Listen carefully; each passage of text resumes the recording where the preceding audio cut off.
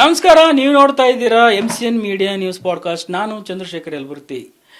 ವೀಕ್ಷಕರೇ, ಎಂದಿನಂತೆ ಪ್ರತಿ ವಾರ ಕೂಡ ನಾಡಿನ ಸಾಧನೆ ಮಾಡಿದಂಥ ಸಾಧಕರನ್ನು ಪರಿಚಯಿಸುವ ಸರಣಿ ಕಾರ್ಯಕ್ರಮಕ್ಕೆ ಸ್ವಾಗತ, ಸುಸ್ವಾಗತ. ಈ ವಾರದ ನಮ್ಮ ಅತಿಥಿ BT ಚಂದ್ರಶೇಖರ್, ಸಂಸ್ಥಾಪಕ ಅಧ್ಯಕ್ಷರು, ಕರ್ನಾಟಕ ರೈತೋದಯ ಹಸಿರು ಸೇನೆ. ಸೊ ಇವತ್ತು ಅವರು ನಮ್ಮ ಸ್ಟುಡಿಯೋಗೆ ಬಂದಿದ್ದಾರೆ. ಕರ್ನಾಟಕದಲ್ಲಿ ರೈತ ಈ ದೇಶದ ಬೆನ್ನೆಲುಬು ಅಂತ ಮಹಾತ್ಮ ಗಾಂಧಿ ಹೇಳಿದ್ದಾರೆ. ಸೊ ಅದೇ ರೀತಿ ಇವತ್ತಿನ ದಿನಗಳಲ್ಲಿ ರೈತ ಎದುರಿಸ್ತಕ್ಕಂಥ ಸಮಸ್ಯೆಗಳ್ಯಾವು ಮತ್ತು ರೈತ ಸಂಘ ಕಟ್ಟುವ ನಿಟ್ಟಿನಲ್ಲಿ, ರೈತರ ಆಶೋತ್ತರಗಳಿಗೆ ಸ್ಪಂದಿಸುವ ನಿಟ್ಟಿನಲ್ಲಿ ಅವರು ಯಾವ ರೀತಿಯ ನಿರ್ಧಾರಗಳನ್ನು ತೆಗೆದುಕೊಂಡಿದ್ದಾರೆ ಮತ್ತು ಹೋರಾಟದ ಅವರ ಹಿನ್ನೆಲೆ ಏನು, ಇದನ್ನು ಮುಕ್ತವಾಗಿ ಮಾತನಾಡಲು ಇವತ್ತು ನಮ್ಮ ಸ್ಟುಡಿಯೋಗೆ ಬಂದಿದ್ದಾರೆ. So let's welcome BT Chandrashekhar sir. ಕಾರ್ಯಕ್ರಮಕ್ಕೆ ಸ್ವಾಗತ. ನಮಸ್ಕಾರ ಸರ್. ಸರ್, ತಾವು ಇವತ್ತು ನಮ್ಮ ಸ್ಟುಡಿಯೋಗೆ ಬಂದಿದ್ದೀರಾ ಒಬ್ಬ ರೈತ ಸಂಘದ ಏನು ಅಧ್ಯಕ್ಷರಾಗಿ. ಇವತ್ತಿನ ದಿನಮಾನಗಳಲ್ಲಿ ರೈತ ಅಂದ್ರೇ ಅನ್ನದಾತ ಅಂತ ಹೇಳ್ತಾರೆ. ಸೊ ಇದನ್ನು ನಾವು ಡೀಟೇಲ್ಸ್ ಮಾತಾಡೋಕ್ಕಿಂತ ಮುಂಚೆ BT ಚಂದ್ರಶೇಖರ್ ಅಂದರೆ ಯಾರು ನಮ್ಮ ವೀಕ್ಷಕರಿಗೆ ತಿಳಿಸಿ. ಸರ್, ನನ್ನ ಹೆಸರು ಚಂದ್ರಶೇಖರ BT ಅಂತೇಳಿ. ಅಂದರೆ ಅಂಥ ಮಹಾನುಭಾವನ ಹೆಸರು ನನ್ನ ತಂದೆ ತಾಯಿ ಪಾಪ ವಿದ್ಯಾವಂತರಲ್ಲ ಅವರು, ಆದರೂ ಕೂಡ ನನಗೆ ಆ ಹೆಸರನ್ನು ಇಟ್ಟಿದ್ದಾರೆ. ಆದರೆ ಖುಷಿ ಆಯ್ತು ನನಗೆ, ಯಾಕಂದರೆ ಯಾರ್ಯಾರನ್ನ ಏನೇನು ಹೆಸರಿಟ್ಕೊಳ್ಳೋ ಬದಲು ನನಗಿವತ್ತು ಮಹಾನುಭಾವನ ಹೆಸರಿಟ್ಟಿದ್ದಾರೆ. ಈ ಮಹಾನುಭಾವನ ಹೆಸರು ಇವತ್ತು ಬರಡೆ ಚಂದ್ರಶೇಖರ್ ಆಜಾದ್. ಹೌದು ಸರ್, ಅವ್ರ ಹೆಸರನ್ನು ನಾನು ಇಟ್ಕೊಂಡಿದ್ದೀನಿ. ತುಂಬ ಅದ್ಭುತವಾದ ವಿಷಯ, ಅದು ನನಗೆ ಗೊತ್ತೇ ಇಲ್ಲ ಎಂತೆಂಥ ಮಹನೀಯರ ಹೆಸರು ಅಂತೇಳಿ. ಹೌದು. ಆದರೆ ನಿಜವಾಗ್ಲೂ ಸರ್, ನಾನು ಹುಟ್ಟಿದ್ದು ಒಂದು ಬೋವಿ ಸಮುದಾಯದಲ್ಲಿ. ಅಂದರೆ ನಾವೊಂದು 11 ಜನ ಮಕ್ಕಳು. ನಮ್ಮ ತಾಯಿ ಒಂದು ಕೆಲಸಕ್ಕೆ, ನಮ್ಮ ತಂದೆ ತಾಯಿ ಕೆಲಸಕ್ಕೆ ಹೋಗಿ ಸಿಂದಗಿರಿ ಅನ್ನೋ ಒಂದು ಊರು. ನಾನು ಹುಟ್ಟು ಬೆಳೆದಿದ್ದು ನಮ್ಮ ಬೂಚನಹಳ್ಳಿ ಕೋಲ್ ಅನ್ನೋ ಹಳ್ಳಿ, ಚಿಕ್ಕಮಗಳೂರು ಜಿಲ್ಲೆ, ಚಿಕ್ಕಮಗಳೂರು ತಾಲೂಕು ಲಕ್ಕಿ ಹೋಬಳಿ, ಬೂಚನಹಳ್ಳಿ ಕೋಲ್ ಅಂತೇಳಿ. ಸಿಂದಗಿರಿ ಪಂಚಾಯತಿ ಒಳಗಡೆ ಲಿಂಗಾಯತರನ್ನ ಸಮುದಾಯ ನಮ್ಮನ್ನ ಇವತ್ತು ಸಾಕಿರುವಂಥದ್ದು. ನಾವು ಬೋವಿ ಸಮಾಜದವರು. ನಾನು ಎಜುಕೇಶನ್ ಬಂದು 7ನೇ ಕ್ಲಾಸ್ ಸರ್. ಓಕೆ. ಆಮೇಲೆ ಹೋಗ್ತಾ ಹೋಗ್ತಾ ಹೋಗ್ತಾ ನಮ್ಮಲ್ಲೇ ತುಂಬ ಕಡು ಬಡತಾನೆ ಸರ್. ಅಮ್ಮ ಕೂಡ ಸುಮಾರು ಒಂದು 5,000 ಮಕ್ಕಳಿಗೆ ಸೂಲ್ಗೀತಿ ಮಾಡಿದ್ದಾಳೆ ಸರ್. ಒಂದು ಸೂಲ್ಗೀತಿ ತಾಯಿಯ ಮಗ ನಾನು. ಒಂದಿಷ್ಟು ರಾಜಕೀಯ ಕೂಡ ಗೊತ್ತಿಲ್ಲದೆ ಇರುವಂತ ಕುಟುಂಬ ನಮ್ದು. ನಮ್ಮೂರು ಜಿಲ್ಲೆಗೆ ಲಾಸ್ಟ್ ಊರು, ನಮ್ಮೂರು ಬಾರ್ಡರ್ ಕ್ಷೇತ್ರಕ್ಕೆ. ಆ ಊರಲ್ಲಿ ಹುಟ್ಟಿದವನು ಸರ್ ನಾನು. ಸೊ ಒಂದು ಅವಿಭಕ್ತ ಕುಟುಂಬದಲ್ಲಿ ನಿಮ್ಮ ಜನನ ಆಗುತ್ತೆ. ಸೊ ಇವತ್ತು ಒಂದು ಹಳ್ಳಿಗಾಡಿನಲ್ಲಿ ಜೀವನ ನಡೆಸೋದಂದರೆ ಒಂದು ಅವಿಭಕ್ತ ಕುಟುಂಬ ಚಾಲೆಂಜ್ ಅಂತಲೇ ಹೇಳ್ಬೋದು. ಒಬ್ಬ ತಂದೆ ರೈತಾಪಿ ಕುಟುಂಬದಲ್ಲಿ ಹುಟ್ಟಿ ಇಷ್ಟು ಮಕ್ಕಳನ್ನ ಸಾಕೋದು ಅಂದರೆ ಒಂದು ದೊಡ್ಡ ಟಾಸ್ಕ್. ಸೊ ಇವತ್ತು ಅಂಥ ಕುಟುಂಬದಲ್ಲಿ ಬೆಳೆದು ತಾವು ರೈತ ಸಂಘ ಕಟ್ಟಿ ರೈತರ ಪರ ಹೋರಾಟ ಮಾಡಿ, ಹೇಗೆ ಈ ರೈತ ಸಂಘಟನೆ ಬರಬೇಕಾದ್ರೆ ಹೇಗೆ ಇದ್ರದ್ದು ಮಾರಲ್ ಸ್ಟೋರಿ ಏನು ಸರ್? ಈ ಹಿಂದೆ ಹೋರಾಟ ಮಾಡೋಕ್ಕೆ ಯಾರು ಕಾರಣೀಕರ್ತರು? ಇದನ್ನು ಈ ಹೋರಾಟಕ್ಕೆ ಬರಬೇಕಂದ್ರೆ ನಿಮಗೆ ಯಾವ ರೀತಿ ಇನ್ಸ್ಪಿರೇಷನ್ ಸರ್? ಸರ್, ನಿಮಗೆ ಗೊತ್ತಿದೆ, ಇವತ್ತು ರೈತ ತನ್ನ ಬೆಳೆಗಳಿಗಾಗಲಿ, ತಾನು ಬೆಳೆದ ರೇಟಿಗಾಗಲಿ, ತನ್ನ ನೀರಿಗಾಗಲಿ, ಕರೆಂಟಿಗಾಗಲಿ ಹೋರಾಟವನ್ನು ಹಾಕಿಕೊಟ್ಟಂಥ ಮಹಾನುಭಾವದಿರು ಇವತ್ತಿಲ್ಲ ಅವರು. ಅಂದರೆ ತಮಗೆ ಗೊತ್ತಿದೆ, ಬಾಬಾ ಗೌಡ್ರು, ನಂಜುಂಡಸ್ವಾಮಿ, ಕುಣಗಲ್ ಪುಟ್ಟಣಯ್ಯ ಇಂಥ ಮಹಾನುಭಾವರು ಅಡಿಗಲನ್ನು ಇಟ್ಟವರು. ನಾವು ತೃಣಕ್ಕೆ ಸಮ ಅಷ್ಟೇ. ಅಂದರೆ ರೈತ ಹೋರಾಟ ಏಕೆ ಮಾಡ್ತಾನೆ, ಅದರ ನೋವು ಏನು, ಎಲ್ಲರೂ ಕೂಡ ಅವ್ರನ್ನ ಯಾಕೆ ಸದೆ ಬಡಿತಾರೆ? ಒಂದು ಹೋರಾಟಗಾರರು ಮಾಡಬೇಕಾದ್ರೆ ಅವ್ರಗಳ ಮೇಲೆ ಕೇಸ್ಗಳಾಗ್ತವೆ. ಕೇಸ್ಗಳಾದ್ರೆ ಅವರೆಲ್ಲ ಬಡವರು ಇರ್ತಾರೆ. ಬಡವರಾದ್ರೆ ಕೋರ್ಟಿಗೆ ಹೋಗಿ ದುಡ್ಡಿರಲ್ಲ ಹೋರಾಟ ಮಾಡಿದವರಿಗೆ. ಈ ಥರ ಪೊಲೀಸ್ ಸ್ಟೇಷನ್ಗಳಂತ ಹೇಳಿ ಅವ್ರನ್ನ ಹೋರಾಟವನ್ನು ಹತ್ತಿಕ್ಕುವಂಥ ಕೆಲಸ ಮಾಡ್ತಾರೆ. ಅದ್ರ ಜೊತೆಗೆ ರಾಜಕಾರಣಿಗಳು ಮಾತ್ರ ನಮ್ಮ ರೈತ ನೊಂದ ಜೀವಕ್ಕೆ ಯಾವತ್ತೂ ಕೂಡ ನ್ಯಾಯ ಸಿಗೋದಿಲ್ಲ, ನ್ಯಾಯ ಕೊಡಿಸಿಲ್ಲ ಅಂತೇಳಿ ನಮ್ಮ ಮನಸ್ಸಿಗೆ ನೋವು ಸರ್. ಜೊತೆಗೆ ನಿಮಗೆ ಗೊತ್ತಿದೆ ಸರ್, ರೈತ ಇಲ್ಲ ಅಂತ ಹೇಳಿದ್ರೆ ಈ ದೇಶದಲ್ಲಿ ಬೇರೆ ಏನೂ ಇಲ್ಲ. ಅವನು ಬಿಟ್ಟೆ, ಅವನು ಊಟ ಇಕ್ಕಿದ್ರೆ ನೀವು ಶಿವನಿಗೂ ಪೂಜೆ ಮಾಡ್ತೀರಿ, ಪ್ರತಿಯೊಂದು ದೇವ್ರಿಗೆ ಪೂಜೆ ಮಾಡ್ತೀರಿ. ಶಿವನನ್ನ ನಾವು ನೋಡ್ಲಿಲ್ಲ, ಕಲ್ಲಿನ ರೂಪದಲ್ಲಿ ನೋಡ್ತೀವಿ. ಚಾಮುಂಡೇಶ್ವರಿ ನಾವು ನೋಡ್ಲಿಲ್ಲ, ಒಂದು ಶಿಲೆ ಮುಖಾಂತರ ನೋಡ್ತೀವಿ. ಹಂಗೆ ಒಬ್ಬ ರೈತ ಈ ಭೂಮಿಯಲ್ಲಿ ಹಸರನ್ನ ಹುಟ್ಟಾಕುವಂತ ರೈತನನ್ನ ನಾವೆಲ್ಲ ದಿಕ್ತಪ್ಪಿಸುವಂತ ಕೆಲಸ ಯಾವುದೇ ಎಲ್ಲ ರಾಜಕಾರಣಿಗಳು ಮಾಡ್ತಾ ಇದ್ದಾರೆ ಅಂತ ನನ್ನ ಮನನೊಂದು ಸರ್. ಆಮೇಲೆ ಬೆಳೆದ ಬೆಳೆಗಳಿಗೆ ರೇಟೇ ಸಿಗ್ತಾ ಇಲ್ಲ. ರೈತ ಪ್ರತಿದಿನ ಸಾಲ ಸೋಲನ್ನು ಮಾಡಿ ಮಕ್ಕಳಿಗೆ ಒಳ್ಳೆ ಬುದ್ಧಿ ಕಲಿಸ್ಬೇಕು, ಒಳ್ಳೆ ಕಲ್ಚರ್ ಕಲಿಸ್ಬೇಕು, ಮತ್ತು ನಾನು ಬೆಳೆದಿದ್ದ ಬೆಳೆ 4 ಜನಕ್ಕೆ ಅನ್ನ ಆಗಬೇಕು, ಎಲ್ಲರೂ ಕೂಡ ಜೀವನ ಇರಬೇಕು ಅಂತೇಳಿ ಮಾಡಬೇಕಾದ್ರೆ, ಅದೇ ಒಬ್ಬ ಅಧಿಕಾರಿ ಒಂದು 50,000 ರೂಪಾಯಿ ಹೊಲದಲ್ಲಿ ಇಟ್ಟು ಬರ್ಲಿ ಸರ್. ಹ್ಮ್ ಹೊಲದಲ್ಲಿ ಇಟ್ಟು ಬಂದು ಮಲಗಲಿ ನೆಮ್ಮದಿಯಾಗಿ, ಸಾಧ್ಯನಾ? ಆಗಲ್ಲ. ಆದ್ರೆ ನಮ್ಮ ರೈತ 50 ಲಕ್ಷ ಬೇಕಾದ್ರೆ ಹೊಲದಲ್ಲಿ ಇಟ್ಟು ಬಂದು ಮಲಗ್ತಾನೆ ಹೌದು ಅಲ್ವಾ? ಯಾವತ್ತಾರು ಭೂಮಿ ತಾಯಿ ಕೈ ಹಿಡಿತಾಳಂತ. ಇವತ್ತೆಲ್ಲ ನಾಳೆ ಕೈ ಹಿಡಿತಾಳೆ ಸರ್. ಅದೊಂದೇ ಅಲ್ಲ, ನಮ್ಮನ್ನ ನೆಚ್ಕೊಂಡು ಎಷ್ಟೋ ಜೀವಗಳು ಸಿಟಿಗಳಲ್ಲಿ, ಹಳ್ಳಿಗಳಲ್ಲಿ, ಡೆಲ್ಲಿಗಳಲ್ಲಿ ಎಲ್ಲಾ ಕಡೆ ನಾವು ರೈತ ಬೆಳೆದಿದ್ದನ್ನ ತಿನ್ನಕ್ ಕಾಯ್ತಾ ಇರ್ತಾರೆ ಜನ ಅಂತೇಳಿ. ಓಕೆ. ಆದ್ರೆ ತಿಂದ ಜನ ನಮ್ಮನ್ನ ನೋಡೋ ರೀತಿ ಬೇರೆ. ನಾವೇನಾದ್ರು ಹೋರಾಟ ಮಾಡಿದ್ರೆ ಇವ್ರದ್ದು ಇನ್ನು ರೇಟ್ ಜಾಸ್ತಿ ಆಗ್ಬಿಡುತ್ತಂತೆ. ರೇಟ್ ಜಾಸ್ತಿ ಆಗ್ತಿರೋದು ನಮಗಲ್ಲ, ದಲ್ಲಾಳಿಗಳಿಗೆ. ಓಕೆ.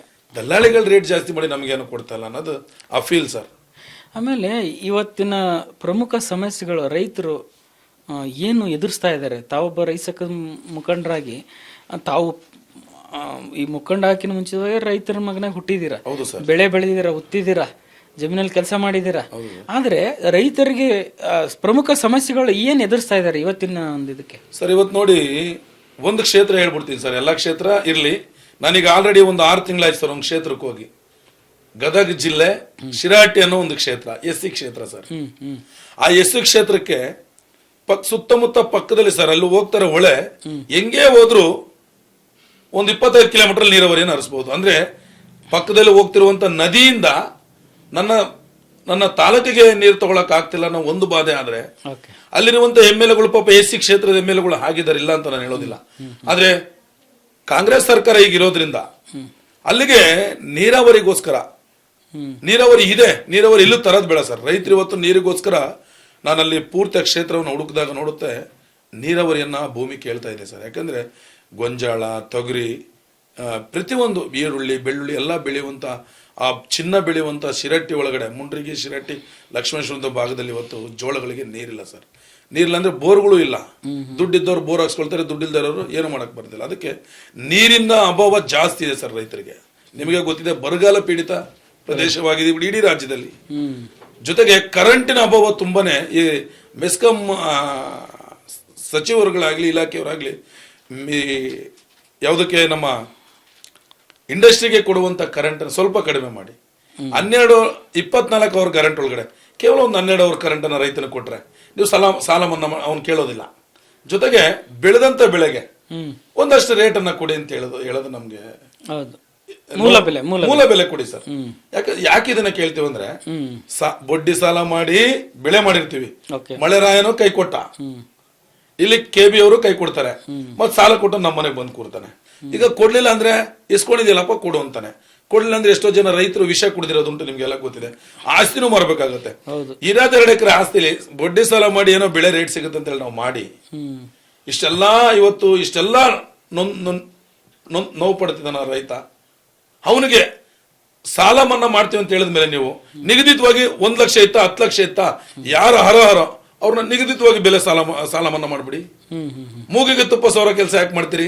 10,000 ಪರಿಹಾರ ಕೊಡ್ತೀರಾ, ಹೆಕ್ಟೇರ್ಗೆ 2,000 ಪರಿಹಾರ ಕೊಡ್ತೀರಾ. ಅದು ಯಾವ ಲೆಕ್ಕ? ಹೆಕ್ಟೇರ್ಗೆ 2,000 ಸಿಗದ ಅನ್ನೋದು ಸರ್. ನಿಮ್ಗೆ ಗೊತ್ತಿದೆ, ರೈತನಿಗೆ ನೀರಾವರಿ 224 ಕ್ಷೇತ್ರದಲ್ಲಿ ನೀರಾವರಿಯನ್ನ ಕೊಡಿ, ಅಣೆಕಟ್ಟುಗಳನ್ನ ಕಟ್ಟಿ ನೀರಾವರಿಯನ್ನ ಕೊಡಿ, ವರ್ಷಕ್ಕೆ 3 ಬೆಳೆ ಬೆಳೆಯಲು ಅವಕಾಶ ಮಾಡಿಕೊಡಿ. ಕರೆಂಟ್ 24 ಗಂಟೆ 12 ಅವರ್ ಕರೆಂಟ್ ಕೊಡಿ ಸರ್. ಇನ್ನೇನು ಕೊಡ್ಬೇಡಿ ರೈತನಿಗೆ. ನಾವು ಈ ದೇಶದ ರಾಜರು ದುಡಿತೀವಿ, ಬೆಳಿತೀವಿ, ಆ ಬೆಳೆದಂತೆ ನಾವು ಟ್ಯಾಕ್ಸ್ ಅನ್ನ ಕಟ್ತೀವಿ, ಸರ್ಕಾರಕ್ಕೂ ಕೂಡ ನಾವು ಬೊಕ್ಸೆನ ತುಂಬ್ತೀವಿ. ನಾವು ನಿಮ್ಮ ಹತ್ರ ಕೈ ಚಾಚೋದಿಲ್ಲ. ಬಟ್ ಸರ್ಕಾರ ಈ ನಿಟ್ಟಿನಲ್ಲಿ ಯಾವ ರೀತಿ ಕ್ರಮಗಳನ್ನು ತಗೋಬೇಕಂತ ಆಗ್ರಹಿಸ್ತೀರಾ ಸರ್ಕಾರಕ್ಕೆ? ರೈತರ ಒಂದು ಏಳಿಗೆಗೆ, ಅವರ ಅಭ್ಯುದಯಕ್ಕೆ, ಈಗ ಹೇಳಿದ್ರಿ ಕರೆಂಟ್ ಫುಲ್ ಕೊಡಬೇಕು ಅಂತ. ಸೊ ಆ ರೀತಿ ಮಾರ್ಪಾಟುಗಳನ್ನು, ಅಂದರೆ ಎಲ್ಲ ಕಡೆ ಸರ್ಕಾರಗಳನ್ನು ಮಾಡ್ತಾ ಇದೆ, ರಾಜಕಾರಣಿಗಳು ಬರ್ತಾರೆ ಹೋಗ್ತಾರೆ. ಆದರೆ ವಾಸ್ತವ ಸ್ಥಿತಿ ಈಗ ಬರ ಬಂದಿದೆ ಅಂದರೆ ಸರ್ಕಾರ ಏನು ಕೈ ಕಟ್ಕೊಳ್ತಿಲ್ಲ, ಅದನ್ನು ಪರಿಶೀಲನೆ ಮಾಡ್ತಾ ಇದೆ. ಆದರೆ ನೀವೊಬ್ಬ ರೈತ ಮುಖಂಡರಾಗಿ ರೈತರಿಗೆ ಮಾನಸಿಕವಾಗಿ ಸ್ಥೈರ್ಯ ತುಂಬುವಂಥ ಕೆಲಸನ ಏನು ಮಾಡ್ತಾ ಇದ್ದೀರಾ ಸರ್? ನಾನಿವತ್ತು ನನ್ನ ಅಭಿಪ್ರಾಯ ಏನು ಗೊತ್ತಾ ಸರ್, ನಾನು ಎಲ್ಲ ರೈತರಿಗೆ ಹೇಳೋದಿಷ್ಟೇ, ಸರ್ಕಾರಕ್ಕೆ ಕೇಳಂಗೆ ನೀರಾವರಿಯನ್ನ ಕೇಳಿ, ಕರೆಂಟನ್ನು ಕೇಳಿ, ನೀವು ಬೆಳೆದಿದ್ದ ಬೆಳೆಗೆ ರೇಟನ್ನು ಕೇಳಿ. ಇಷ್ಟು ಬಿಟ್ಟು ಮತ್ತೆ ನೀವು ಸರ್ಕಾರಕ್ಕೆ ಏನೋ ಕೇಳ್ಬೇಡಿ. ಯಾಕಂದ್ರೆ ಮಳೆ ಬಂದಿಲ್ಲ ಅಂದ್ರೆ ಯಾವ ಸರ್ಕಾರನೂ ಕಾರಣಕರ್ತರಲ್ಲ. ಅಲ್ಲಿ ಮೇಲ್ಗಡೆ ಇರುವಂತ ಮಳೆರಾಯನೇ ಮುನಿದು ಕುಂತಾಗ ನಾವ್ ಯಾರನ್ನು ಹೇಳಿದ್ರೆ ಏನು ಪ್ರಯೋಜನ ಸರ್? ಆದ್ರೆ ನಾನೊಂದು ಹೇಳೋದು, ಮಾನ್ಯ DK ಶಿವಕುಮಾರ್ ಸಾಹೇಬ್ರಿಗೆ, ತಾವು ಒಂದು ಯುವ ಪೀಳಿಗೆಯ ಒಬ್ಬ ನೇತಾರರು. ಇವಾಗ ಬರೀ ಬಿಡದಿ ಪ್ಲಾಂಟ್ ಅನ್ನ ಹೋಗಿ ತಾವು ಬಿಡದಿ ಪ್ಲಾಂಟ್ ಅನ್ನ ಮಾಡೋದೊಂದು ಬಿಡದಿನೇ ಮಾಡಬೇಕು ಅಂತ ಹೇಳಿದ್ರಿ. ಈಗ ಆಲ್ರೆಡಿ ಎಲ್ಲ ಹೋರಾಟಗಾರರು, ನಮ್ಮ ರೈತ ಸಂಘದ ಹೋರಾಟಗಾರರು, ಅಲ್ಲಿರುವಂತ ಜನಗಳು ಎಲ್ಲ ಹೋರಾಟ ಮಾಡಿ ಕೇಸ್ಗಳು ಆದ್ಮೇಲೆ ನೀವು ಏನ್ ಹೇಳ್ತೀರಿ?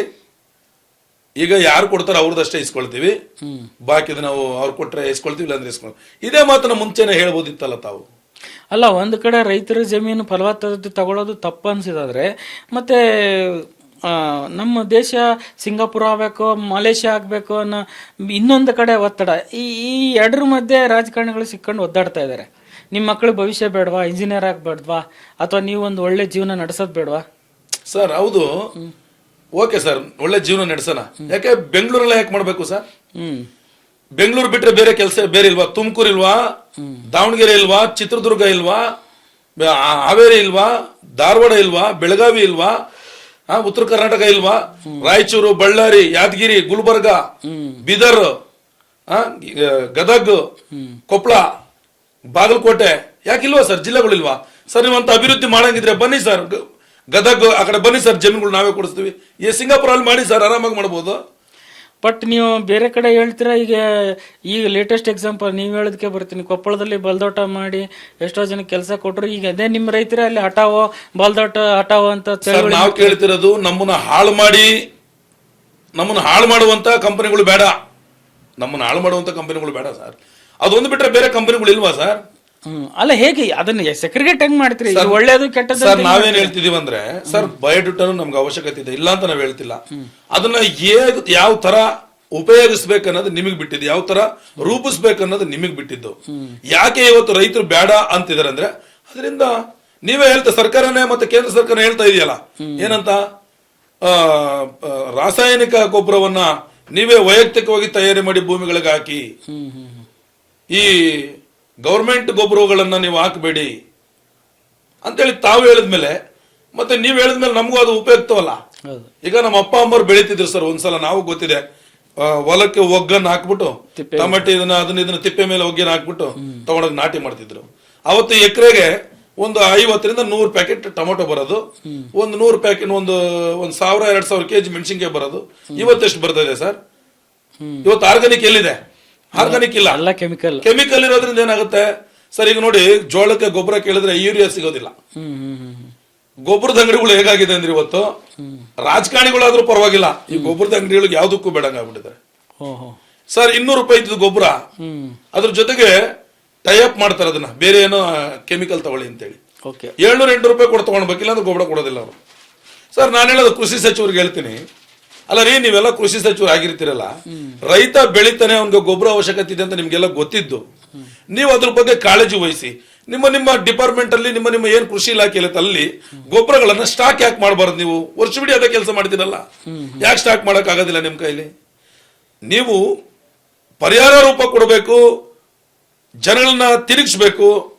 5 ವರ್ಷಕ್ಕೆ ಒಂದ್ಸಲ ಬರ್ತೀವಿ ಅನ್ನೋ ನಿಮ್ಮ ಬ್ರಾಡ್ ಮೈಂಡ್ ಏನಿದೆಯಲ್ಲ, ನಿಮ್ಗೆ ಗೊತ್ತಿದೆ, ಪಕ್ಕದ ರಾಜ್ಯದಲ್ಲಿ ದೂರ ಹೋಗೋದು ಬೇಡ, ತಮಿಳ್ನಾಡು ಒಬ್ಬ ಒಂದು 30-40 ವರ್ಷ ಇರ್ಬೋದು ಸರ್, 40-42 ವರ್ಷ, ಸ್ಟಾಲಿನ್ನೇ ಹೊಡೆದು ಬಿಸಾಕಿದ್ದಾರೆ. ಸ್ಟಾಲಿನ್ ಅಂತೇಳಿ ದೊಡ್ಡ ಫ್ರೈಡ್ ಬ್ರಾಂಡ್, ಅವನ್ನೇ ಇವ್ರು ಯಾರೋ ಒಬ್ಬ ಸಾಮಾನ್ಯ ವ್ಯಕ್ತಿ ಬಂದು 108 ಸೀಟನ್ನು ತಗೊಳ್ತಾರೆ ಅಂದ್ರೆ ನಿಮಗೇನು, ನೀವು ಕೂಡ ಉಳುಗಳ ಇಲ್ಲ. ಇವತ್ತು ಕಾಂಗ್ರೆಸ್ ಸರ್ಕಾರ ಬಂದ ಮೇಲೆ ಪರಿಹಾರ ಅಲ್ಲ ಸರ್, ಅವ್ರು ಕೊಟ್ರು, ಏನ್ ಕೊಟ್ರು? ಫ್ರೀ ಭಾಗ್ಯಗಳನ್ನ ಕೊಟ್ರು. ಫ್ರೀ ಭಾಗ್ಯಗಳ ಕೊಟ್ಟು ಮತ್ತೆಷ್ಟ ಅದ್ರಲ್ಲಿ ಅನಾನುಕೂಲ ಆಯ್ತು. ಇವ್ರು ಫ್ರೀ ಭಾಗ್ಯಗಳು ಯಾರ್ಯಾರಿಗೆ ಕೊಟ್ರು? ಫ್ರೀ ಭಾಗ್ಯಗಳು ಕೊಟ್ಟಿದ್ದು ಎಲ್ಲರಿಗೂ ತಲುಪ್ತಾ? ಅಲ್ಲ, ಒಂದ್ ಸರ್ಕಾರ ಬರ್ಬೇಕಾದ್ರೆ ಅದು ಆಬ್ವಿಯಸ್ಲಿ ಅವರು ಮ್ಯಾನಿಫೆಸ್ಟೋ ಅಂತ ಮಾಡಿರ್ತಾರೆ, ಅದರಲ್ಲಿ ಮತ್ತೆ ಜನರಿಗೆ ಇರೋದೇ ಸರ್ಕಾರ. 2000 ಕೊಟ್ಟರು, ಅದು ಈಗ ಎಲ್ಲ ಪಕ್ಷದವರು ತಗೊಂತಾರೆ, ಎಲ್ಲ ಜನರು ತಗೊಂತಾರೆ, ಬಂದಿದೆ.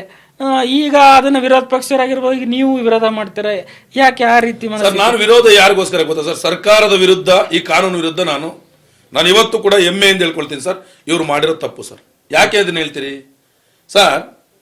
ಒಬ್ಬ ಗೌರ್ಮೆಂಟ್ ಎಂಪ್ಲಾಯ್ ಕೂಡ ಬಸ್ ಫ್ರೀನೇ, ಯಾಕೆ ಅವ್ರು ಸಂಬಳ ಕೊಡಲ್ವ ನಾವು? ಮತ್ತೆ ಅವ್ರಿಗೆ ಯಾಕೆ ಬಸ್ ಫ್ರೀ? ಅವಶ್ಯಕತೆ ಇಲ್ಲಲ್ವಾ ಸರ್? ಈಗ ಗೌರ್ಮೆಂಟ್ ಎಂಪ್ಲಾಯ್ ಆ ಮನೇಲಿ ಓನರ್ ಆಗಿದ್ರೆ ಅವ್ರಿಗೆ 1 ಲಕ್ಷ ಸಂಬಳ ಕೊಟ್ರೆ ಅವ್ರಿಗೆ 200 ರೂಪಾಯಿ ಕೊಡುತ್ತೆ. ಇದು ತಪ್ಪಲ್ವಾ ಸರ್? ನೀವು ಕೊಡಬೇಕಾಗಿದ್ದು ಯಾರಿಗೆ? ಕಟ್ಟ ಕಡೆಯ ವ್ಯಕ್ತಿಗೆ, ಎಲ್ಲಾ ಸಮುದಾಯದ ಕಟ್ಟ ಕಡೆಯ ವ್ಯಕ್ತಿಗೆ ಯಾರಿಗೆ ಅಗತ್ಯ ಇದೆ ಅವ್ರಿಗೆ ಕೊಡ್ಬೇಕಾಗಿತ್ತು ನೀವು. ಬಟ್ ಸರ್ಕಾರ ಈಗ ಅದನ್ನ ಕೊಡ್ತಾ ಇದೆ. ಈಗ ವಿರೋಧ ಪಕ್ಷದವರು ಮೊದ್ಲೆಲ್ಲ ಎಲ್ಲರಿಗೂ ಕೊಡ್ತೀನಿ ಅಂತ ಹೇಳ್ಕೊಂಬಂದ್ರು, ಈಗ ಕೊಡಕ್ ದುಡ್ಡಿಲ್ಲ ಅಂತ ಅದನ್ನು ಅಪಪ್ರಚಾರ ಮಾಡೋರ ನೀವೆಲ್ಲ. ಸರ್ ಅಪಪ್ರಚಾರ ಹೇಗೆ ಮಾಡ್ತಾರೆ ಅಂದ್ರೆ, ನೀವು ಏನನ್ನ ಮಾಡಿ, ಈಗ ನೋಡಿ ಸರ್, ವಿಜಯ್ ಅವರು ನಾನು ಬಂದ ತಕ್ಷಣ ಎಲ್ಲಾ ತೆಗಿತೀನಿ ಅಂತ ಹೇಳಿದ್ರು. ಅವ್ರು ತೆಗೆದ್ರ? ಅವ್ರು ಏನಂತ ಕೊಟ್ರು, ನನಗೆ 6 ತಿಂಗಳು ಟೈಮ್ ಕೊಡ್ಬೇಕು ನೀವು, ನನಗೆ 6 ತಿಂಗಳ ಗಂಟೆ ನಾನು ಏನು ಕೂಡ ಈಗ ಹೇಳಿದೀನಿ, ನಾನು ಹೊಸದಾಗಿ ಕಾಲಿಟ್ಟಿದ್ದೀನಿ, ನೀವೆಲ್ಲ ನಂಗೆ ಸಹಕರಿಸಿ ಅಂತ ಹೇಳಿದ್ರು. ಸಹಕರಿಸಿಲ್ವಾ? ಹಂಗೆ ಬಿಜೆಪಿ ಕಾಂಗ್ರೆಸ್ ಸರ್ಕಾರ ಕೇಳ್ಬೇಕಿತ್ತು. ಏನ್ ಬಿಜೆಪಿ ಮೇಲೆ ದಬ್ಬಾಳಿಕೆ ಮಾಡಕ್ಕೋಸ್ಕರ ನೆಕ್ಸ್ಟ್ 5 ವರ್ಷ ಮತ್ತೆ ನಾವು ಬರ್ತೀವಿ ಅಂತ ಹೇಳಿ ನೀವು ಕಾಂಗ್ರೆಸ್ ಸರ್ಕಾರದವರು ಇಲ್ಲದ ಸಲದಲಗಳ ಮಾತುಗಳನ್ನ ಹೇಳಿ ಈಗ ಮತ್ತೊಂದ್ಸಲ ಸ್ಟಾರ್ಟ್ ಆಗಿದೆಯಲ್ಲ ಸರ್, ನಿಮಗೆ ಗೊತ್ತಿದೆಯಲ್ಲ, ಆಧಾರ್ ಕಾರ್ಡ್ ಮತ್ತೆ ನೋಂದಣಿ ಮಾಡ್ಬೇಕಂತೆ ಸರ್. ಪಿಂಚಣಿ ದುಡ್ಡು ಹೋಗ್ತಿಲ್ಲ. ಪಿಂಚಣಿ ದುಡ್ಡು ರೈತ 60 ವರ್ಷದ ಪಿಂಚಣಿ ದುಡ್ಡು ಮಾಡಿದ್ರಲ್ಲ, ಅದು ಪೋಸ್ಟ್ ಆಫೀಸ್ ಅಲ್ಲಿ ಇತ್ತು. ಈಗ ಮುಂಚೆ ಈಗ ಬ್ಯಾಂಕ್ ಹೋಗ್ತವ್ರು ನೇರವಾಗಿ ಹಾಕೊಂಡು ಆ ದುಡ್ಡು 1 ರೂಪಾಯಿನೂ ರೈತರಿಗೆ ಸೇರ್ತಾನೆ ಇಲ್ಲ. ವಯಸ್ಸಾದ ಅಜ್ಜರಿಗೆ ನೀವು ಅಂತವ್ರಿಗೆ ಕೊಡಿ.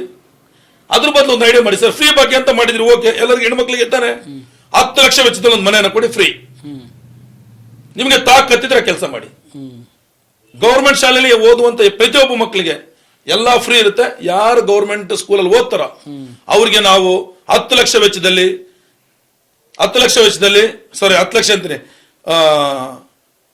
75% ಉದ್ಯೋಗವನ್ನ ಕೊಡ್ತೀವಿ ಅಂತ ಹೇಳಿ ಗೌರ್ಮೆಂಟ್ ಮಕ್ಕಳಿಗೆ ಕೊಡಿ.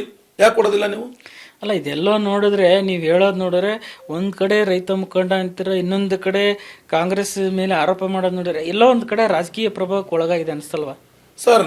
ಈಗ ಮನುಷ್ಯ ಹೆಂಗ್ ಮಾತಾಡಿದ್ರು ಈ ಜನ ಅರ್ಥ ಮಾಡ್ಕೊಳ್ತಾರೆ ಸರ್. ಆದ್ರೆ ನಾನು ಹಳ್ಳಿ ಹುಟ್ಟಿದವನಲ್ವ ಸರ್, ಅದ್ರ ನೋವು ಅರ್ಥ ಆಗುತ್ತೆ. ನಾನು ಕಾಂಗ್ರೆಸ್ನ ಪ್ರೀತಿಸ್ತೇನೆ, ಬಿಜೆಪಿನ ಪ್ರೀತಿಸ್ತೇನೆ, JDS ನ ಪ್ರೀತಿಸ್ತೇನೆ.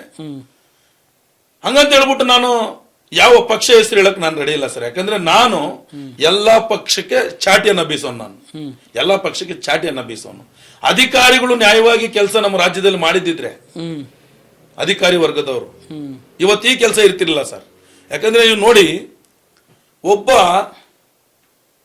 ರೈತನ ಮಗ IPS ಆಗ್ಬಿಟ್ರೆ ಅವ್ರ ತಂದೆ ಕೂಲಿ ಮಾಡಿರೋದು ಮರ್ತಿರ್ತಾನೆ.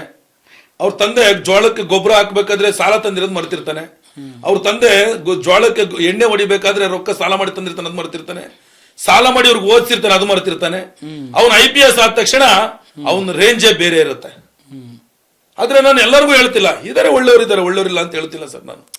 ಬಟ್ ನೀವು ಹೇಳಿದ್ರಿ ಬೆಳೆ ವಿಮೆ ಯೋಜನೆ ಹೆಕ್ಟರ್ಗೆ 2,000 ಕೊಡ್ತಾರಂತೆ, ಅದು ನಿಜವಾಗ್ಲೂ ರೈತರಿಗೆ ಹೆಲ್ಪ್ ಆಗ್ತಾ ಇದೆಯಾ ಅದು? ಸರ್ ಹೆಕ್ಟೇರ್ ಅಂದ್ರೆ ಏನ್ ಸರ್? 100 ಕುಂಟೆ 20 ರೂಪಾಯಿ ಪರಿಹಾರ ಕೊಟ್ರೆ ನಿಮ್ ಪರಿಹಾರ ಏನಕ್ಕೆ ಸರ್ ನನಗೆ? ಅಲ್ಲ, ಅದು ರಾಜ್ಯ ಸರ್ಕಾರನೂ ಕೊಡುತ್ತೆ, ಕೇಂದ್ರ ಸರ್ಕಾರನೂ ಕೊಡುತ್ತಲ್ವಾ ಸರ್? ಹೌದು. ಆದ್ರೆ ನೀವು ರಾಜ್ಯ ಸರ್ಕಾರ, ನಾವು ಕಟ್ತಾರೆ ರಾಜ್ಯ ಸರ್ಕಾರಕ್ಕೆ ಟ್ಯಾಕ್ಸ್, ಕೇಂದ್ರ ಸರ್ಕಾರಕ್ಕಲ್ಲ. ನಾವು ಕಟ್ತಾರೆ ಸರ್ ಟ್ಯಾಕ್ಸ್. ಅಲ್ಲ, ರಾಜ್ಯ ಸರ್ಕಾರ ಕಟ್ಟಿದ್ರು ಅದು ಕೇಂದ್ರಕ್ಕೆ ಹೋಗೋದು. ಅದು ನೀವು ಕೇಳ್ಬೇಕಲ್ಲ ಸರ್, ಕೇಂದ್ರ ಸರ್ಕಾರಕ್ಕೆ ನೀವು ಕಟ್ತೀರಾ ಸರ್? ಇಲ್ಲಿ ಎಷ್ಟು ಅನುದಾನ ಬೇಕಂತ ಕೇಳುವಂತ ನಿಮಗೆ ಒಂದು ಮಾನವೀಯತೆ ಬೇಕಲ್ವಾ ಸರ್? ಸರ್ ಹಂಗ್ ಲೆಕ್ಕ ಹಾಕಿದ್ರೆ ಆದಾಯ ತಲಾ ಆದಾಯದಲ್ಲಿ ಮುಂಬೈ ಬಿಟ್ರೆ ಕರ್ನಾಟಕನೇ ಸೆಕೆಂಡ್ ರೆವಿನ್ಯೂ ಕೊಡುತ್ತೆ. ಸೊ ಅಲ್ಲಿ ನಾವ್ ಹೇಳ್ದಂಗೆ ಆಗಲ್ಲ, ಅದು ಒಕ್ಕೂಟ ವ್ಯವಸ್ಥೆ ಅಂತ ಇರುತ್ತೆ. ಒಕ್ಕೂಟ ವ್ಯವಸ್ಥೆಯಲ್ಲಿ ಎಲ್ಲಾ ರಾಜ್ಯಗಳಿಗೆ ಹೆಂಗ್ ಬರುತ್ತೋ ಆ ರೀತಿ ಮಾಡ್ತಾರೆ. ಬಟ್ ಕರ್ನಾಟಕ ನಾವು ಇಷ್ಟು 1,43,000 ಕೋಟಿ ಟ್ಯಾಕ್ಸ್ ಅನ್ನ ಕಟ್ತೀವಿ. ಇವನ್ ಈ ಸಿದ್ದರಾಮಯ್ಯ ಇದ್ದಾಗೂ ಏನು ನಮ್ಮ ಇದಕ್ಕೆ ಹೋದ್ರು, ಪ್ಲಾನಿಂಗ್ ಕಮಿಷನ್ ಇದಕ್ಕೆ ಹೋಗ್ಲಿಲ್ಲ. ಅದಾದ್ಮೇಲೆ ಏನಾಗೋಯ್ತು, ನಮ್ಗೆ ಅನ್ಯಾಯ ಮಾಡ್ತದೆ ಸೆಂಟ್ರಲ್ ಗೌರ್ಮೆಂಟ್ ಅಂತ ಹೇಳಿದ್ರು. ಸೊ ಆ ರೀತಿ ನೀವು ರೈತರಿಗೆ ಈ ಬೆಳೆ ವಿಮೆ ಯೋಜನೆ ನಿಮಗೆ ಸಹಕಾರಿ ಆಗಿದೆಯಾ ಅಥವಾ ಇನ್ನೂ ಏನಾದರೂ ಅದಕ್ಕೆ ಮೂಲಭೂತವಾಗಿ ಬೇಕಾ ಅನ್ನೋದು ನಾನೊಂದು ಹೇಳ್ತೀನಿ.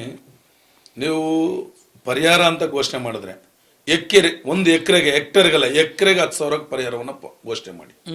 50,000 ಬೇಡ, ಎಕರೆಗೆ ಒಂದು 50,000 ಮಾಡಿ, 10,000 ಮಾಡಿ. ಯಾಕೆಂದ್ರೆ ಒಂದು 20-25,000 30,000 ರೂಪಾಯಿ ಸಾಲ ಮಾಡಿರುತ್ತೆ ಒಂದು ಎಕರೆಗೆ ಜೋಳ ಹಾಕ್ಲಿಕ್ಕೆ. ಅಟ್ಲೀಸ್ಟ್ ಒಂದು 10,000 ಕೊಟ್ರೆ ಅವ್ನು ಸಾಲ ಮಾಡಿರ್ತಾನಲ್ಲ, ಆ ಸಾಲ ಮಾಡಿರೋ ದುಡ್ಡಾರು ತೀರ್ಲಿ, ಸ್ವಲ್ಪ ಅವನು ಉಸಿರಾರ ಬಿಡ್ತಾನೆ.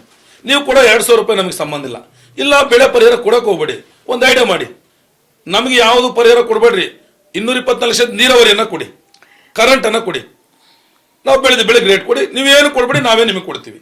ಇಲ್ವಾ? ನೀವೆಲ್ಲ ಸಾಲ ಮನ್ನಾ ಮಾಡ್ತೀರಾ, ಪ್ರತಿಯೊಬ್ಬರದ್ದು ಸಾಲ ಮನ್ನಾ ಮಾಡ್ತೀರಿ ನೀವು. ಅದನ್ನ ಒಂದು ಹಂತದ ಲೆವೆಲ್ ಅಲ್ಲಿ ಸಾಲ ಮನ್ನಾ ಯಾಕೆ ಮಾಡೋದಿಲ್ಲ ನೀವು? ಅಂದ್ರೆ ನಿಮ್ ಪ್ರಕಾರ ನೀರಾವರಿ ಯೋಜನೆಗಳ ಅನುಷ್ಠಾನ ಮಾಡ್ಬೇಕಂತೀರಾ? ಅಲ್ವಾ ಸರ್? ಬೇಕಾಗಿರೋದ ಸರ್. ನನ್ನ ರೈತ ಸರ್, ನಾನು ವಿದ್ಯಾವಂತ ಅಲ್ಲ, ನಾನೊಬ್ಬ ದಡ್ಡನ್ನ ಈ ಭೂಮಿ ನೆಂಬುತ್ತೆ, ವಿದ್ಯಾವಂತರನ್ನ ರಾಜಕಾರಣಿಗಳು ನೆಂಬ್ತಾರೆ. ಯಾಕಂದ್ರೆ ವಿದ್ಯಾವಂತ ನೆಂಬಿದ್ರೆ ರಾಜಕಾರಣಿಗಳು ಎಲ್ಲೆಲ್ಲಿ ದುಡ್ಡಿದೆ ಅಂತ ರಾಜಕಾರಣಿಗಳು ವಿದ್ಯಾವಂತನ ಗೊತ್ತಿರುತ್ತೆ. ದಡ್ಡನಿಗೆ ಎರೆ ಭೂಮಿಯಲ್ಲಿ, ಕೆಬ್ಬೆಯಲ್ಲಿ, ಕಲ್ಲು ಎಲ್ಲಿದೆ, ಇದೆಲ್ಲಿದೆ, ಇಲ್ಲಿ ಬಿಟ್ರೆ ಭೂಮಿ ಎಲ್ಲಿ ಬೆಳೀತೈತೆ, ಜೋಳ ಎಲ್ಲಿ ಬೆಳೀತೆ, ರಾಗಿ ಎಲ್ಲಿ ಬೆಳೀತೆ, ಭತ್ತ ಎಲ್ಲಿ ಬೆಳೀತೆ, ಇದೆಲ್ಲ ರೈತನಿಗೆ ಗೊತ್ತಿರ್ತೈತಿ. ಹಾಗಾಗಿ ಅವರ ದಡ್ಡನ್ನ ರೈತ ಮಾಡ್ಕೊಳ್ತೀವಿ ಸರ್. ಬಟ್ ಈ ಅಭಿವೃದ್ಧಿ ಅಂತ ವಿಚಾರಕ್ಕೆ ಬಂದಾಗ ಭೂ ಸ್ವಾಧೀನ ಪ್ರಕ್ರಿಯೆ ಮಾಡ್ಕೊಂತಾರೆ, ಅದ್ರ ಬಗ್ಗೆ ನಿಮ್ಮ ಅಭಿಪ್ರಾಯ ಏನು ಸರ್? ತುಂಬಾ ನೋವಿದೆ ಸರ್ ಅದ್ರ ಬಗ್ಗೆ. ಯಾಕಂದ್ರೆ ಇವರು ಭೂ ಸ್ವಾಧೀನ ಇವತ್ತು ಮಾಡ್ತಾರೆ ಸರ್, ಅವಾಗಿನ ಕಾಲದಿಂದ ಇದೆ ಅಲ್ಲ, ಇವತ್ತು ಮಾಡ್ತಾರೆ ಸರ್. ಇವರು ಇನ್ನು 10 ವರ್ಷ ಆದ್ಮೇಲೆ ಅದನ್ನ ಖರೀದಿ ಮಾಡೋದು. ಓಕೆ, ಅಲ್ಲಿ ಗಂಟೆ ರೈತನ ಹೆಸರಲ್ಲಿ ಜಮೀನ್, ಇದ್ರಲ್ಲಿ ಯಾವ್ದು ಅಲ್ಲಿ ಬ್ಯಾಂಕ್ ಸಾಲನೂ ತಗೊಳಂಗಿಲ್ಲ. ಓಕೆ, ಅಲ್ಲಿ ಅವನು ಹೊಲದಲ್ಲಿ ಭೂಮಿ ಉಳುಮೆ ಮಾಡಿ ಅವನೇನಾದ್ರು ಪರಿಹಾರಕ್ಕೂ ಹಾಕಂಗಿಲ್ಲ. ಭೂ ಸ್ವಾಧೀನ ಮಾಡ್ಬಿಟ್ಟು ಸರ್ ಇವರು ಈಗ ಫಲವತ್ತಾದ ಭೂಮಿಯನ್ನ ಸ್ವಾಧೀನ ಮಾಡ್ಕೊಬಿಟ್ರೆ ಏನ್ ಮಾಡ್ಬೇಕು ಸರ್ ನಾವು? ಸರ್ ವಿಂಡ್ ಕಂಪನಿ ಅನ್ನೋದು ಇನ್ನು ಬಂದಿದೆ, ನಿಮ್ಗೆ ಗೊತ್ತಿದೆಯಲ್ಲ, ದೊಡ್ಡ ಭ್ರಷ್ಟಾಚಾರ ಆಗ್ತದೆ ಸರ್. ವಿಂಡ್ ಕಂಪನಿ ಅನ್ನೋದು ದೊಡ್ಡ ಭ್ರಷ್ಟಾಚಾರ. ಅದು ಯಥೇಚ್ಛು ನಮ್ಮ ಗದಗ ಜಿಲ್ಲೆ ಒಳಗಡೆ ನಡೀತಾ ಇದೆ ಸರ್. ಏನ್ ಮಾಡ್ತಾರೆ ಅದೆಲ್ಲ ಗೊತ್ತಿದೆ ಸರ್, ತಮಗೆ ಗೊತ್ತಿದೆಯಲ್ಲೋ ಗೊತ್ತಿಲ್ಲ. ವಿಂಡ್ ಕಂಪನಿಯವರಿಗೆ ಊರಿನ ರೋಡ್, ಹೈವೇ ರೋಡು 2 ಕಿಲೋಮೀಟರ್ ಆಜು ಬಾಜುನ ಫ್ಯಾನ್ ಅನ್ನ ಅಳವಡಿಸಂಗಿಲ್ಲ, ಅಳವಡಿಸಿದ್ದಾರೆ. ಊರಿನ ಅಕ್ಕಪಕ್ಕ 2 ಕಿಲೋಮೀಟರ್ ಹಾಕಬಾರ್ದು ಅಂತಿದೆ, ಅಲ್ಲೂ ಅಳವಡಿಸಿದ್ದಾರೆ. 100 ಮೀಟರ್ 50 ಮೀಟರ್ ಇಲ್ಲೇ ಮನೆ, ಇಲ್ಲೇ ಫ್ಯಾನ್ ಹಾಕಿದ್ದಾರೆ. ಏನ್ ಸರ್? ಜೊತೆಗೆ ಎಲ್ಲಾ ಇಲಾಖೆಗಳಲ್ಲಿ ಪರ್ಮಿಷನ್ ತಗೋಬೇಕು ಅವರು. ಯಾವ ಇಲಾಖೆಯಲ್ಲೂ ಪರ್ಮಿಷನ್ಗಳು ತಗೊಂಡಿಲ್ಲ. ಜೊತೆಗೆ ಆ ಭೂಮಿ ಫಲವತ್ತಾದ ಭೂಮಿ ಒಳಗಡೆ ಇವ್ರು ಹಾಕುವಂತದ್ದಿಲ್ಲ. ಅಂದ್ರೆ ರೈತ ಈಗೇನು ನಮ್ಮ ಬಿಡದಿ ಒಳಗಡೆ ಏನು ಹೋರಾಟ ಮಾಡ್ತಿದಾರಲ್ಲ, ಏನಕ್ಕೆ ಹೋರಾಟ ಮಾಡ್ತಿರೋದು ಅವರು? ಫಲವತ್ತಾದ ಭೂಮಿ ನಾವು ಕೊಡೋದಿಲ್ಲ ಅಂತ ಹೇಳಿ. ಯಾಕೆ ಗದಗಲ್ಲಿ ಫಲವತ್ತಾದ ಭೂಮಿ ಇಲ್ವಾ? ಗದಗ ಜನಗಳು ಗೊತ್ತಿಲ್ವಾ ಅದು? ಅಲ್ಲಿರೋ DC ಗೊತ್ತಿಲ್ವಾ ಅದು? ಅವರೆಲ್ಲ ಅದನ್ನ ನೋಡ್ಬೇಕಲ್ವಾ? ಇದು ಏನಾಗಿದೆ ಅಂದ್ರೆ ಸರ್, ಯಾವುದೇ ಕಾರಣಕ್ಕೂ ರೈತನ ಕಲ್ಲು ಭೂಮಿಯಲ್ಲಿ ಹಾಕ್ಬೇಕು, ಫಲವತ್ತಾದ ಭೂಮಿಯಲ್ಲಿ ಹಾಕಂಗಿಲ್ಲ. ಪಾಪ ಗದಗ ಡಿಸ್ಟ್ರಿಕ್ಟ್ ಒಳಗಡೆ ಎಲ್ಲ ರೈತರು ಬಡವರು ಇದ್ದಾರೆ. ಹಂಗಂತ ಹೇಳ್ಬಿಟ್ಟು ಈ ವಿಂಡ್ ಕಂಪನಿಯವರು ಅವ್ರನ್ನ ಯಾಮಾರಿಸಿ, ದಲ್ಲಾಳಿಗರು ಯಾಮಾರಿಸಿ ಅವ್ರಿಗೆ ತುಂಬಾ ಮೋಸವನ್ನು ಉಂಟು ಮಾಡ್ತಾರೆ. ನನ್ನನ್ನೇನಾರು ಹೋರಾಟಕ್ಕೆ ರೈತರು ಕರೆದ್ರೆ, ಏನ್ ಮಾಡ್ತೀನಿ ಗೊತ್ತಾ ಸರ್? ಕೊಡೋದಾಗ್ಬಿಟ್ಟಿದೆ, ನಿಮ್ಮನ್ನ ಪಾರ್ಟ್ನರ್ ಆಗಿ ತಗೊಳ್ಳಿ ಅಂತ ಹೇಳ್ತೀನಿ ನಾನು. 30 ವರ್ಷ ಸರ್, ಇವರಿಗೆ ಒಂದು 50 ಲಕ್ಷ 60 ಲಕ್ಷ ಕೊಟ್ಟಿರ್ತಾರೆ, ಕೋಟಿ ಗಟ್ಟಲೆ ದುಡ್ಡು ಮಾಡ್ಕೊಂಡು ಹೋಗ್ತಾರೆ ಅವರು.